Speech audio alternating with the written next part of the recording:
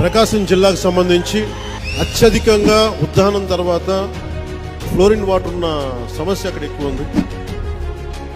కనిగిరి నుంచి కూడా నేను ఎందుకు వెళ్ళిపోయామంటే మేము చిన్నప్పుడు అక్కడ ఫ్లోరోసిస్ ఉంటుంది, కాళ్ళు చేతులు వంకరపోతుందని చెప్పి మా నాన్న మమ్మల్ని తీసుకెళ్ళిపోయాడు అక్కడి నుంచి.